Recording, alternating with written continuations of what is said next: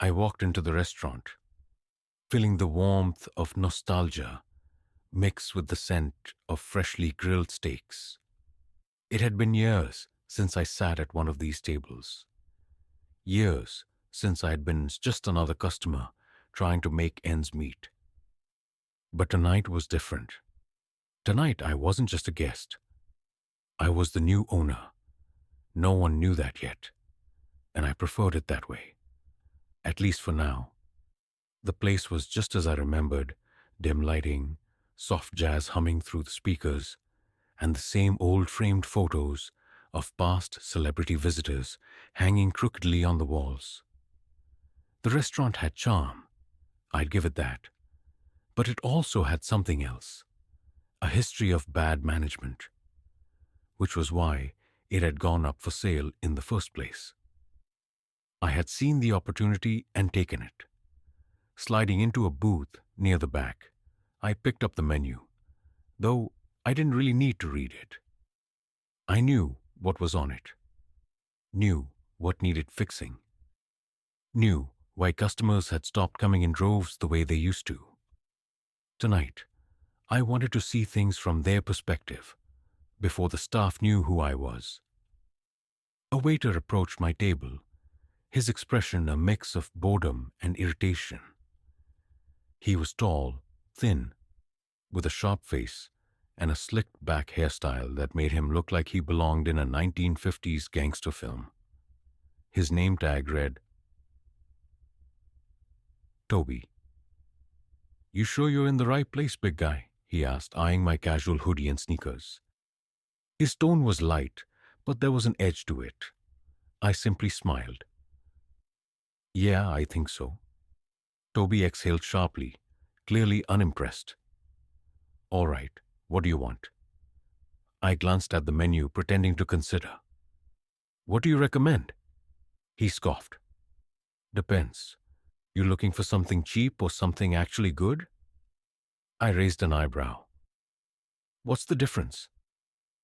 "Well," he said, crossing his arms, "the cheap stuff won't make you broke, but it also won't make you happy. The good stuff, well, let's just say it's for the kind of people who don't walk in wearing that." He gestured at my hoodie with a smirk. I let the words sink in, feeling the familiar weight of old memories press against me. I knew guys like Toby. I had met them before, back when I was a struggling dishwasher in a place not much different from this one. Back when people judged me by my clothes, my hands, my silence. "Let's go with the good stuff then," I said, closing the menu. Toby's smirk widened. "Sure, big guy. But just so you know, our best steak's gonna set you back a bit. You good with that?" I nodded. "Bring it out." He clicked his tongue, shaking his head as he walked away. "Your money, your mistake," he muttered just loud enough for me to hear. I leaned back in my seat, exhaling slowly. So this is what my restaurant had become. A place where customers were sized up and talked down to. Where a waiter, who should have been welcoming guests with a smile, was instead making judgments before even taking an order. I had work to do, but first I wanted to see how far this would go. Toby returned a few minutes later, a plate balanced carelessly on one hand. He set it down in front of me with a thud, the steak's juices nearly spilling over the edge. No garnish, no care, just a slab of meat on a plate, tossed down like he was feeding someone who barely deserved it. "There you go, big guy. Our finest cut. Hope you didn't mortgage your house for it." He chuckled, glancing at the other waiters as if expecting them to join in. A few smirked, while others just avoided eye contact, pretending to be busy. I looked down at the steak, then back at him. "No sides?" Toby rolled his eyes. "Sides cost extra. You want 'em? You gotta ask." I kept my voice even. "I did ask for a recommendation." He let out an exaggerated sigh. All right, fine. You want fries or something? Maybe a salad to make you feel fancy. I held his gaze, watching as the arrogance sat comfortably on his face, completely unaware of who he was speaking to. His attitude wasn't just bad service. It was a performance, a display of dominance over someone he assumed was beneath him. Freeze will do, I said. Yeah, sure, he muttered and turned away. As he walked off, I caught a snippet of him, whispering to another waiter. Guy's really out here trying to live big. Probably his first time eating something that doesn't come in a paper bag. I tapped my fingers on the table, steadying my breath. A few minutes later, the fries arrived, dropped onto the table with even less care than the steak. I picked one up, noticing they were barely warm, oversalted, and clearly the last scraps from an old batch. Toby lingered by the table, pretending to wipe a spot off a neighboring booth, just close enough to gauge my reaction. I could feel his satisfaction, the smug confidence of someone who thought he had successfully put me in my place. I took a slow bite, chewing thoughtfully. You always treat your customers like this? He turned to face me, smirking. Only the ones who look like they wandered into the wrong restaurant. I nodded, setting my fork down. And if I told you I had the money to buy this place? Toby barked out a short laugh. Yeah, right. And I'm the CEO of a 5-star hotel. I smiled. That would explain the service. His smirk faltered for a split second, then returned, sharper than before. Listen, big guy. I don't know what your deal is, but maybe next time, stick to the fast food joints. This place isn't for everyone. I studied him for a moment. He truly had no idea. From across the room, I saw a few of the kitchen staff peeking out, watching with curiosity. Some of them probably knew who I was. They'd find out soon enough. I leaned forward slightly, lowering my voice just enough to make Toby feel like he was in on some joke he didn't understand. You're right, I said, picking up my knife. This place isn't for everyone, but it's about to change. Toby scoffed. Yeah? And what, you gonna leave a bad Yelp review? That's cute. I sliced into the steak, letting the tension build, letting him think he had the upper hand. He had no idea what was coming. Toby stood there, arms crossed, still wearing that smirk of his. He had no idea that the joke wasn't on me, it was on him. I took a slow bite of the steak, chewing deliberately. It was overcooked, dry, and completely unseasoned. I set my fork down, wiping my mouth with the napkin. You said this was the best cut, right? I asked, keeping my tone casual. Best we got, Toby replied with a shrug. Maybe your taste just isn't refined enough to appreciate it. I chuckled, shaking my head. Or maybe whoever's running the kitchen has no idea what they're doing. That wiped the smirk off his face for a moment, but he recovered quickly. Listen, if you don't like it, you can always take your business elsewhere. I nodded thoughtfully. Yeah, I could. But that wouldn't really help fix the problem, would it? Toby frowned. What problem? I leaned back, drumming my fingers against the table. The problem where a waiter thinks he's above the people he's supposed to be serving. The problem where customers are treated like they don't belong, just because they don't look a certain way. The problem where the food isn't even worth half of what's on the menu. Toby's face darkened. All right, man. You've had your fun. Maybe this place isn't for you. I let a moment of silence stretch between us, watching him get more and more uncomfortable. Then, I reached into my jacket pocket and pulled out a small envelope. I slid it across the table. Open it. He hesitated. What is this? Just open it.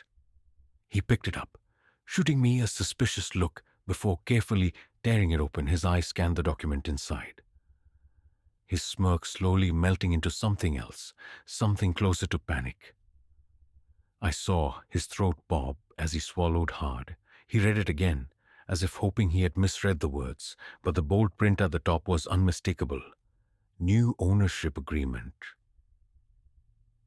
His hands trembled slightly as he flipped to the signature line at the bottom, where my name was signed in clear, unmistakable ink. I let the moment hang in the air, watching as the realization crashed down on him. I was his new boss. Toby's mouth opened and closed like a fish gasping for air. He looked at me, then back at the paper, then at me again. You're joking, he stammered. I smiled. No joke. He took a step back, gripping the envelope like it was a live wire. The confidence drained from his face, replaced by a nervous, forced laugh. Okay, you got me. Very funny. I didn't say anything. I just let him sit in the weight of it. One of the other waiters, a younger guy who had been watching from a distance, whispered something to another employee. The news started to spread like wildfire. Heads turned. The kitchen door swung open as one of the chefs peeked out, eyes wide. Toby licked his lips, glancing around as if searching for an escape. Look, man, I was just messing around. You know how it is, right? His voice had lost all of its earlier arrogance.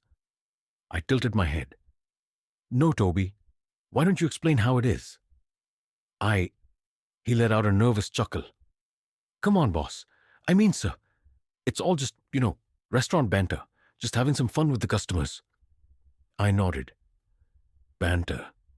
That's what you call mocking someone the moment they walk in? Serving cold fries and a terrible steak on purpose? That's your idea of hospitality? He opened his mouth, then closed it again. He knew there was no way to talk his way out of this one. By now, the entire staff had gathered near the edges of the restaurant, whispering amongst themselves, watching. I sighed, leaning forward slightly. You know, Toby, when I bought this place, I wanted to see the problems firsthand. Turns out, the biggest problem was standing right in front of me the whole time. His face turned pale. Wait, look, I can do better. I swear this was just a misunderstanding. I raised an eyebrow. A misunderstanding? Yeah. If I had known... He stopped himself too late, realizing what he had just admitted. I gave him a cold smile. If you had known I was the owner, you would have treated me with respect. He didn't answer. He didn't need to. The silence in the restaurant was deafening. Every employee was waiting to see what I would do next. I folded my hands on the table. Well, Toby, what do you think should happen now? Toby stood frozen, his face drained of color.